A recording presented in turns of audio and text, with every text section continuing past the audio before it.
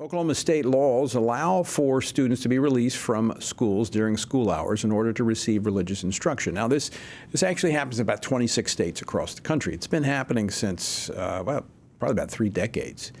Well, in an effort to clear up any confusion regarding the Oklahoma's religious release program law, this week the Oklahoma State Legislature is considering House Bill 1425, which provides a guide for school districts on how to implement such programs. Joining me now to discuss this is Oklahoma State Representative Clay Staires. He's the sponsor of the House Bill 1425. He represents Oklahoma's 66th district. Representative, welcome to Washington Watch. Thanks for joining us.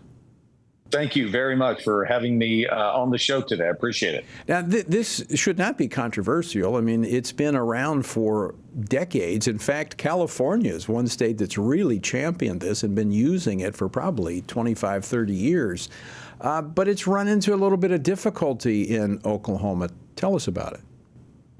Yeah, we have. And I think that the primary resistance there is coming strictly out of just not fully understanding what the bill does. And I think there's a lot of people, most of the conversations that I am having with people that are resisting it start out with, Clay, do you really think we should allow students to be leaving school for religious education? And that right there, the very first sentence is, that's a misunderstanding. Our state statutes already allow students to leave school for excused absences for religious education. But the problem is that there aren't any instructions or guidelines or guardrails to show how to do that. And so if we're not careful, we can have schools that run afoul of establishment laws. And so, as you mentioned, all the way back in 1952, there was a Supreme Court ruling that ruled that this is constitutional, number one, and it gave instructions on how to do it. So what House Bill 1425 does here in Oklahoma is it simply takes the instructions from the federal Supreme Court decision and it puts that language into Oklahoma state statute. So, Representative Staires, so we're able to. Yeah, I'm sorry. Go ahead. So our listeners understand very clearly what this is. It allows outside organizations, and I think your guidance sets the standards for what those groups would be and what they could do. But the students can be released from school for, I think it's an hour, 3 times a week, up to 3 times a week, to go off-site. It's not on school property. No school teachers or facilitators are there. This is all outside nonprofit, and allows them to go with parental permission for religious instruction, correct? Yes, and once again, they are already allowed to do it. What this bill does is it gives them instructions on how to implement that Oklahoma statute. And again, that's where a lot of the misunderstanding comes from and the resistance.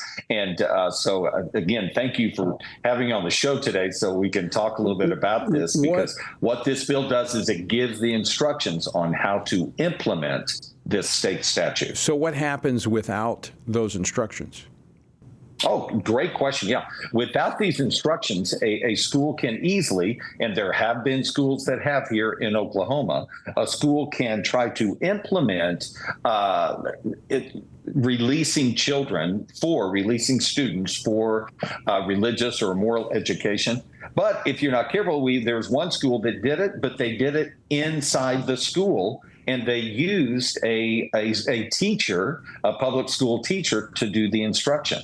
And that you can't do. Now you're going to run into some establishment law problems and get a lawsuit. So you're trying to help the schools out that want to do this and do it in such a way that they're in conformity with the law. Again, this has been around, this goes back to 1952 to the U.S. Supreme Court.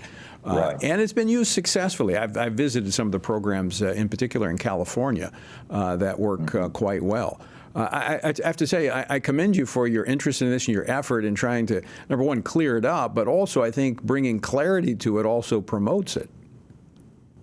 You are exactly right. You are exactly right. And that is our hope. And I want to protect our parents and their First Amendment rights and their parents' rights to when it comes to the education of their kids. But I also want to make sure we protect our public schools from by giving them guidelines so they don't get sued. Right. So I think this is a wonderful bill for schools. It's a wonderful bill for parents. It's a wonderful bill for Oklahoma. Yeah, well, I would not expect any difficulty in the red state of Oklahoma. What part, very quickly, what part of Oklahoma do you represent? I represent District 66, which is just outside of Tulsa, in Sand Springs, Skytook, and Sperry, just to the west of Tulsa, well, northeast Oklahoma. I graduated from high school in Cleveland, Oklahoma. So hey, there we go, Skytook, Oklahoma. You know right where I'm living. Yeah. I played them in football That's right. in high school. So. There we go. Oh, yeah. Man, don't get me started on that. Yeah. All right. Well, great to talk with you, Representative Staires. Thank you for your leadership on this. Thank you.